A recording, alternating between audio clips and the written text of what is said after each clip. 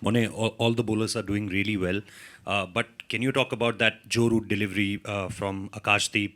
And the second part is there's a lot of chatter about that, if Bumrah doesn't play, this attack, can they be, able to pick those 20 wickets? How impressed are you? I know that you have the belief that they can do it, but how impressed are you with all of them? No, very, very happy so far. We had a deep or good discussion after the last test in terms of areas we want to improve on, and I think we've done that. So that's a pleasing sign from a growing bowling attack. Missing one of their most experienced players so they can react to those sort of things. And coming back to Akash, he is an attacking bowler that asks questions. Bowling at the stumps a lot. And I think that's one of the golden rules here in England, is asking questions in the stumps. So for these sort of conditions in the UK, it suits his style. And coming back from injury and seeing him running in with high pace, it's a nice sign for us. Oh yeah, I mean coming back to the ball, obviously that's a dream delivery, top quality player Joe Root, and to dismiss him in that fashion, just this shows the quality of Akash, what he can do. I think. He's also a guy, like all of us, the more confidence you give him, it's almost like there's a little bit more energy behind the ball, and hopefully that delivery he'll play over on his phone tonight and then bring a couple of more of those tomorrow. Morne here. Morne, can you just tell us about the challenges of bowling on such batting-friendly pitches where much of it happens when the ball is relatively new? Yeah, I think your skill really gets tested on a surface like that. The margin for error is a lot smaller than on a surface obviously that's nipping around a little bit, and that's going to be a challenge for us tomorrow. I thought we moved slightly away from our plans in the first innings, and in a way you also with runs on the board you want to go take a couple of more risks, but tomorrow for us, it's just going to be asking those questions on a good length, because we know so as the ball gets a little bit softer, it is harder to strike. But yeah, just happy with the 3 tonight. Morne, a word on Siraj and the way he's come up. He had a indifferent tour of Australia, and he was struggling to get through the batting lineup as a lead bowler. You expect one to do that. Now, do you feel that with Bumrah not there, he's taken up that responsibility, looks better in a better rhythm? Can you talk about the conversations you had with Siraj?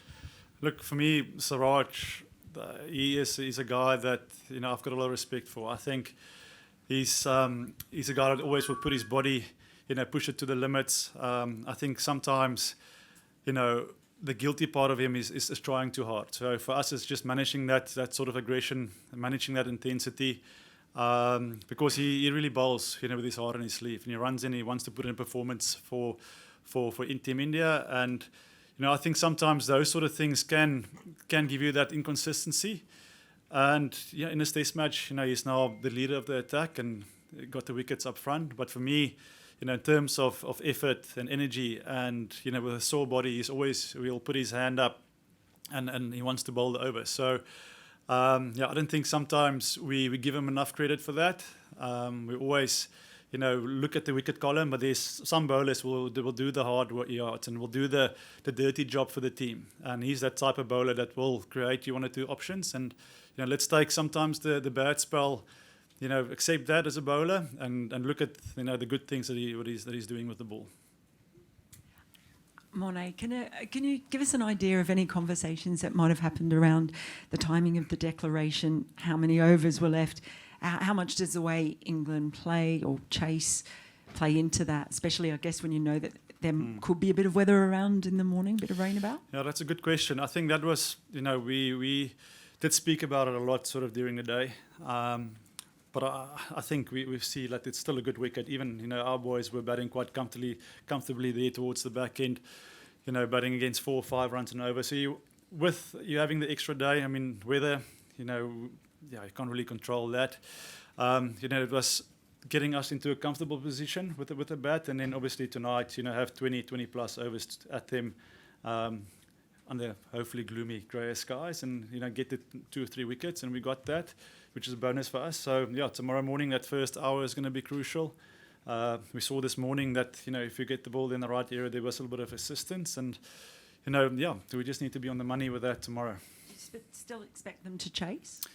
I think that's their style. They're gonna probably. Harry Brook is a guy that likes to take the game on and is an entertainer. So, it's an exciting day of cricket tomorrow.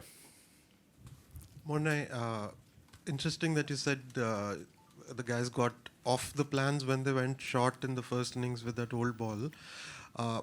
What is the best way to go about it? Because the ball is getting soft, the pitches are flat, so like 30, 40 over old ball, then what's the best way to just, go about it? Look, I wouldn't say off the plan. Like for me, I personally, on this sort of surface, you want to set a field where you can still have both options, using the short ball and try and nick a guy off. I think at times when you get too predictable, it can be a little bit easier to score because the surface is slow. But both those batters are attacking batters. They were going to take it on, and credit to Shubman. He took a gamble there for a couple of overs to potentially get a wicket. England at the time was 80 for 4 for 5. So, to chase another wicket there, there's no harm in that. Just on that declaration again. Yes, sorry. Yeah, hi. No one in the history of Test cricket has chased more than 420 odd. Were you really in there with the target at 550, 570? Were you really in there worried that England would knock that off? Worried? No, not really. I think if a team scores 500 plus on the final day, then they deserve to win. So I think it was us just a little bit more time. Ideally, give an hour, a little bit more than an hour at them tonight. With obviously day 5 around the corner. So yeah. Morne, you said earlier that you think England will try and chase it down, or Harry Brooks said so at least. If that does happen, does that play into your hands?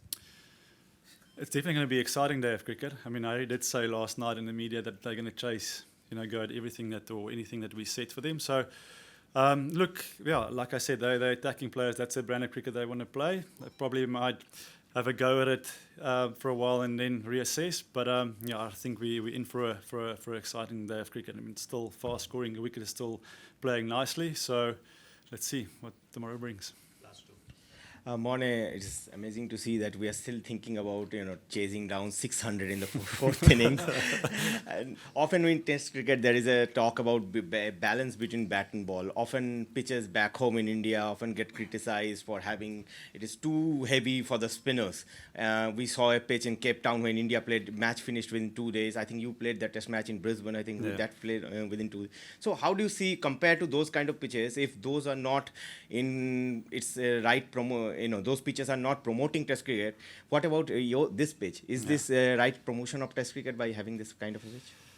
Look, obviously England, they've been successful playing this sort of way, chasing high totals.